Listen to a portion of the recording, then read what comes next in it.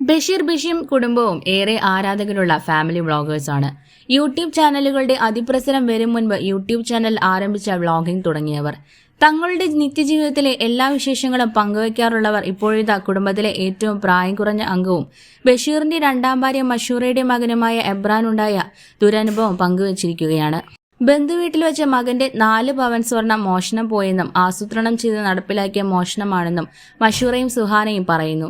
നിങ്ങളോട് ഒരു കാര്യം പറയാൻ വിട്ടുപോയതല്ല, ആ ഒരു വിഷമത്തിന്റെയും ടെൻഷന്റെയും ഇടയിൽ വ്ളോഗ് ചെയ്തില്ലായിരുന്നു.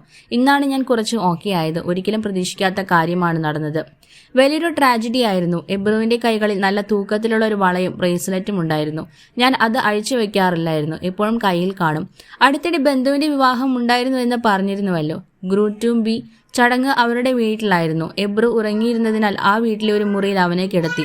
ഞാൻ ഫംഗ്ഷനിൽ പങ്കെടുത്തു. അവനെ കിടത്തിയ ആ മുറിയിൽ കുറച്ച് സ്ത്രീകൾ ഉണ്ടായിരുന്നു. അവരോടൊക്കെ ഞാൻ സംസാരിക്കുകയും ചെയ്തതാണ്. ഫംഗ്ഷൻ കഴിഞ്ഞ ശേഷം അവനെയും എടുത്ത് ഞങ്ങൾ വീട്ടിൽ തിരികെ വന്നു. അവൻ അന്ന് ഫുൾ സ്ലീവ് ഡ്രസ്സാണ് ഇട്ടത്. ഞാൻ അവന്റെ വസ്ത്രം ഊരിയപ്പോൾ ഒരു കയ്യിൽ വള കാണാനില്ല. ടീഷർട്ട് ഊരിയപ്പോൾ ഒപ്പം വന്ന് കാണുമെന്നാണ് ഞാൻ കരുതിയത്. ഉടനെ ഞാൻ വസ്ത്രം കുടഞ്ഞു നോക്കി. പക്ഷേ വള കണ്ടില്ല. മറ്റേ കൈ ഉടനെ സോനു പരിശോധിച്ചപ്പോൾ ബ്രേസ്ലെറ്റും കാണാനില്ല. അപ്പോഴാണ് സ്വർണം മോഷണം പോയെന്ന് മനസ്സിലായത്. ഉറങ്ങുന്ന കുഞ്ഞിന്റെ കയ്യിൽ നിന്ന് മോഷ്ടിച്ചതാണ്. അത്ര നാണം കെട്ടവരല്ലാതെ ആരും അത് ചെയ്യില്ല. ഞങ്ങൾക്ക് ചിലര് സംശയമുണ്ട്. അതിനുള്ള നടപടികൾ സ്വീകരിച്ചിട്ടുമുണ്ട്. ഞങ്ങളുടെ ആരുടെയെങ്കിലും സ്വർണമായിരുന്നുവെങ്കിൽ പ്രശ്നമില്ലായിരുന്നു. ഇത് ഉറങ്ങിക്കിടന്ന പൈതലിന്റെ കയ്യിൽ നിന്നാണ് മോഷ്ടിച്ചത്. ഇതുവരെ ഞങ്ങൾ ആരെയും പ്രാഗിയിട്ടില്ല. ഈ സംഭവത്തിന് ശേഷം പ്രാഗി. ഇങ്ങോട്ട് ബുദ്ധിമുട്ടിക്കുന്നവരെ പോലും ഞങ്ങൾ ബുദ്ധിമുട്ടിക്കാറില്ലാത്തവരാണ്. അവന്റെ കാലിയായ കൈ കണ്ടിട്ട് തന്നെ ഒരുപാട് നേരം ഞാൻ കരഞ്ഞുവെന്ന് മഷൂറ പറയുന്നു. കുഞ്ഞിനെ മഷൂറ എവിടെയും കിടത്തുകയോ ഒറ്റയ്ക്കാക്കി പോവുകയോ ചെയ്യാറില്ല.